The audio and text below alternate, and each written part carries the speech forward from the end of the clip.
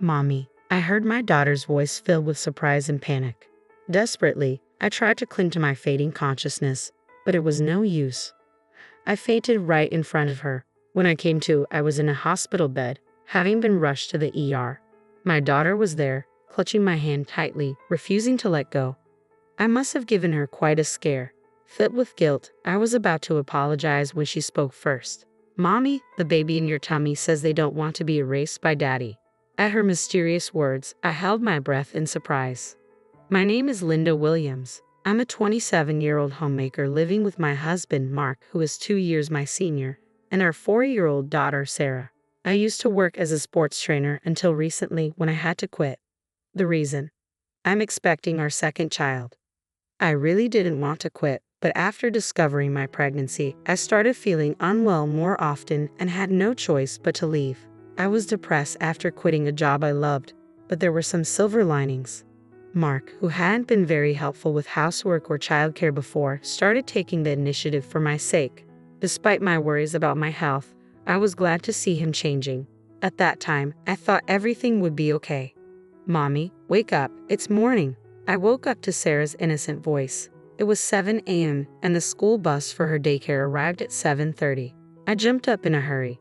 Shoot, Sarah, we need to get ready quickly. What's wrong, Mommy?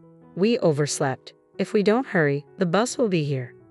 While rushing around, brushing Sarah's hair, and leaving the room, I realized I hadn't seen Mark anywhere. He usually left around 7:15 a.m., so he should still be home. Maybe he's downstairs having breakfast. A little annoyed that he didn't check on us, I headed for the stairs. That's when it happened. I slipped and felt the momentary sensation of being thrown into the air. Instinctively, I reached out for the handrail and managed to grab onto it, preventing myself from tumbling down the stairs. That was close, I thought, putting my hand on my stomach. Thankfully, I hadn't hit it, and it didn't hurt. Just as I breathed a sigh of relief, Sarah, looking pale, rushed over. Mommy, are you okay? I'm fine, honey. Sorry for scaring you. Regaining my footing, I embraced Sarah. Just then, Mark, who must have noticed the commotion, rushed over from downstairs. What happened? I slipped and almost fell down the stairs. Whoa, be careful. I'm sorry, but it was like the floor was slippery. And the floor seems cleaner than usual. I hadn't noticed until now, but the wooden floor in the hallway was sparkling as if someone had polished it. Then Mark, in a flustered manner, said, Oh right, I waxed the floor last night. Wax? Why would you do that all of a sudden? I noticed it while cleaning and got a little too excited. I'm sorry. I see, I replied, surprised at the idea of him waxing the floor, something he had never done before.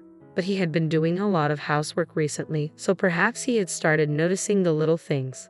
Once men start paying attention to details, they just can't stop, can they? Even though I found it a bit strange, I decided not to worry about it. A few days later, on a Sunday, Mark had to go to work, so I decided to take Sarah to the park, just the two of us. Before, I would run around and play with Sarah, but I can't do that now. I watched her playing on the swing, a water bottle Mark had prepared for me in hand. Who would have thought that Mark would start preparing things like a water bottle for me?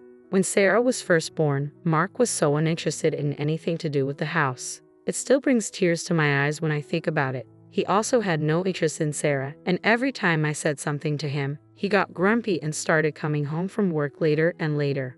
The fact that he now prepares a bottle of water for me is still a shock, but I can't hide how happy it makes me. Thinking about this and feeling a bit thirsty, I decided to take a sip of the tea Mark had prepared for me.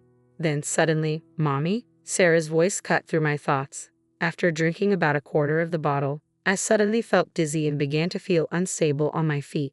I grabbed onto the fence of the swing for support, but even then, I could feel my strength fading, and it became increasingly difficult to stand. Mommy, what's wrong? I tried to respond, but my voice was weak. Mommy, hearing Sarah's surprised and worried voice, I felt a wave of guilt and fear wash over me. Desperately tried to hold on to my fading consciousness. If I faint here, I'll leave Sarah alone. Despite this thought, I fell to the ground, instinctively protecting my stomach. When I came to, the first thing I saw was a stark white ceiling. For a moment, I couldn't understand where I was, but then the smell of disinfectant and the sight of a nurse approaching brought clarity. Are you all right? she asked, and I realized I was in a hospital. Instantly, I thought of Sarah. Excuse me, Sarah, do you know where my daughter is? She should have been with me when I fainted, I said, sitting up and asking the nurse. She seemed to understand immediately and smiled reassuringly. She came to the hospital in the ambulance with you. She should be with your husband now. My husband? Yes, he left work early to come here. He arrived a little while ago. He's such a caring husband, the nurse said before leaving the room to call them. Feeling relieved that Sarah was not alone, my head started to spin again, and I collapsed back onto the bed. Why did this happen when there were no issues during my previous prenatal checkups? Was it because I moved around too much, or did I eat something bad? As these thoughts swirled in my mind, I suddenly remembered the tea from the water bottle I drank just before fainting. Come to think of it, that tea. Just as I considered this, the door opened and the nurse returned with a Dr. Mark and Sarah. Mommy. Sarah, I'm glad. I'm sorry for leaving you alone, I said, reaching out to embrace her. I'm okay, but what about you, Mommy? Are you okay?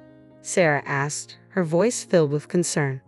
Yeah, I'm all right now, I replied, patting her head gently. The doctor smiled at me.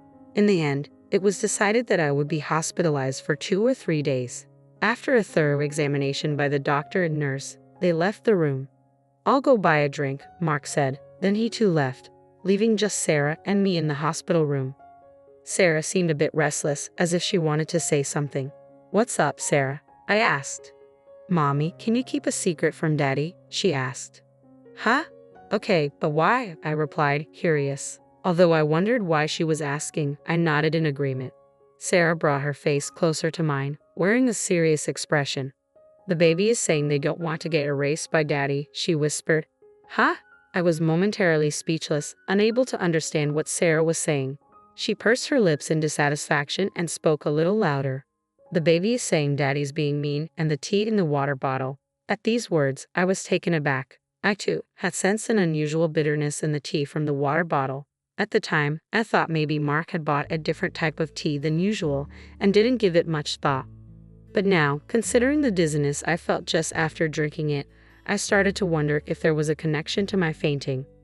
What does she mean by the baby is saying? Just as I was about to ask Sarah more questions, Mark came back into the room. Hey Sarah, I'm sorry I'm late. The cafeteria was crowded. I swallowed my words in surprise, and Sarah seemed uncomfortable, burying her face in the bed. Mark looked at her with a puzzled expression. Something happened? Nah, it's nothing, I replied, trying to sound casual. Well, whatever. I'm going home for today, Mark said. I have to work tomorrow, so just rest up, okay? Mark said as he took Sarah's hand and left. My daughter showed a momentary reluctance to leave. Let's go home with Daddy today. Mommy is staying at the hospital. Okay, Sarah replied, following him without saying anything more. I couldn't help but feel uneasy about her. Was Sarah really okay? I was worried, but there was nothing I could do at the moment. I needed to focus on getting discharged as soon as possible, so I crawled into bed. However, I couldn't fall asleep easily. Sarah's puzzling words kept running through my mind. 3 days later, I was finally allowed to be discharged. Since Mark was working, my friend Kimberly came to pick me up. Kimberly was a friend from the gym where I used to work. She had been looking after me since I quit due to my health condition. I was shocked to hear you have fainted, but you seem to be doing much better than I thought. I've been sleeping so well in the hospital that I feel much better, I replied. I'm glad. I was worried because you're pregnant, Kimberly said as we drove home. While having this conversation, I felt a bit uneasy inside.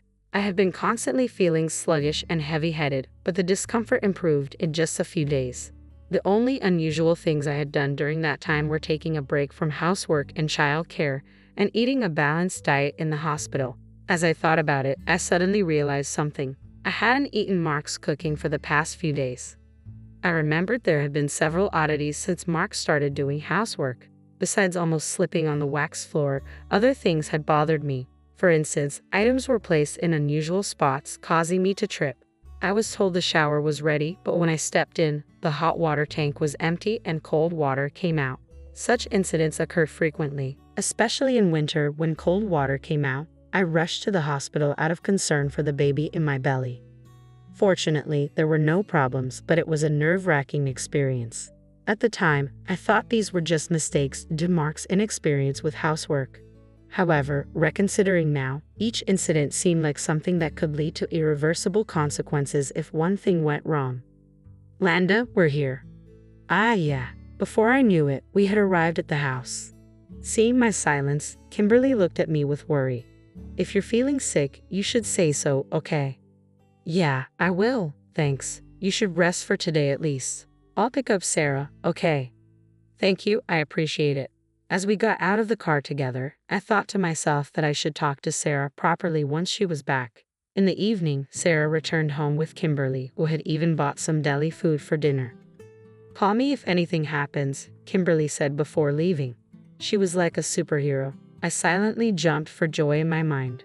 Having dinner with the deli food Kimberly bought, I felt unusually well and decided to talk to Sarah again.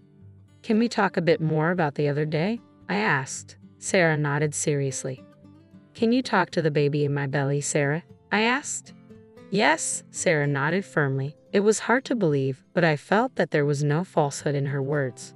Then can you tell me again what the baby is saying? The baby is scared of Daddy. Why? Daddy is trying to hurt us on purpose and separate Mommy and the baby. So the baby is clinging to Mommy with all its might. I was at a loss for words at this revelation. Her words, though clumsy, connected the dots I'd been feeling. Everything that felt off might have been deliberately planned to harm the baby. Feeling this, I shivered. Mommy, what's wrong? Are you in pain? Sarah, I'm sorry. I'm okay. Seeing Sarah's tearful face, I hastily embraced my little girl. I made a decision in secret. I have to find solid evidence or no one will believe this. The next day, after watching my husband leave for work, I started my search. I pulled something out from the back of the closet, a baby monitor we used when Sarah was an infant. If this reveals what he's doing, if it shows what I feared. The thought was so frightening. But if it showed nothing, that would be okay too. With a small hope in my heart, I hid the camera behind a houseplant. A few days later, I mustered up the courage to check it. I can't believe this. It's too awful. What was captured there was unimaginable enough to shatter my small hope. I made up my mind. I absolutely won't forgive this. A week or so passed since I saw the footage. I left my daughter Sarah at my parents' home earlier in the day, then tidied up the entire house and prepared a perfect dinner before Mark came home. Mark, who finally came home, was surprised to see the lavish meal set on the table. What's going on? I could have made dinner. I can't let you do anything dangerous anymore, I replied. Ha! What do you mean? I didn't miss the flash of caution in his eyes.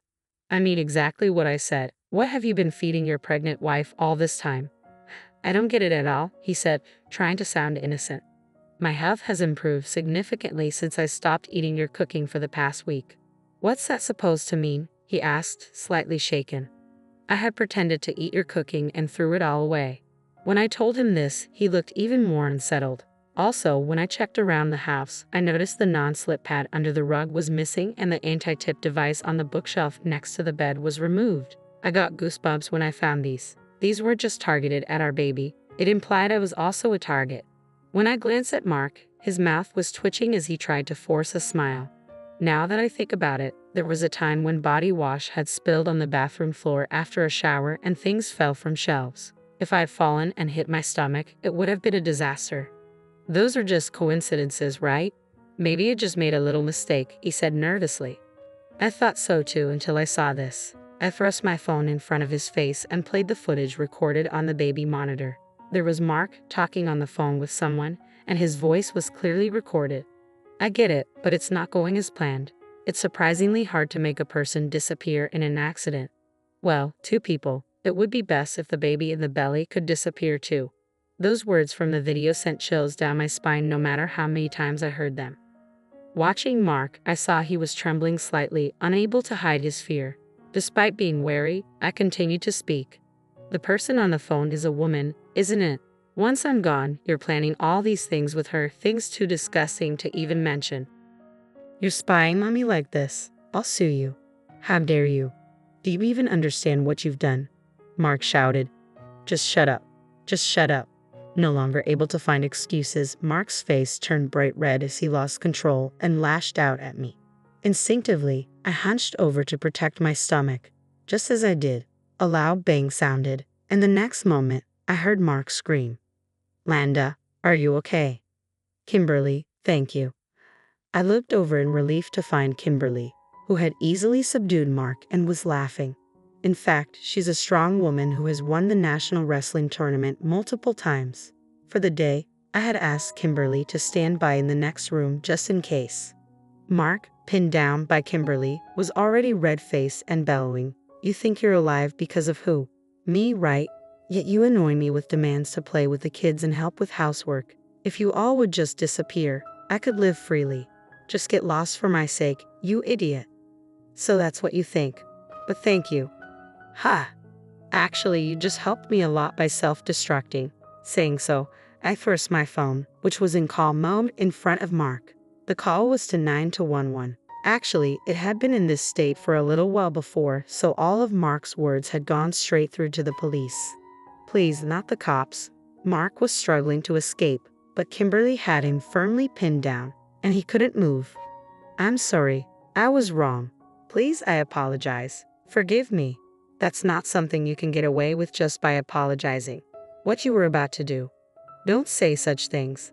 While Mark was thrashing around, the sound of several footsteps and a voice saying, "We're coming in," echoed as police officers entered through the already unlocked door.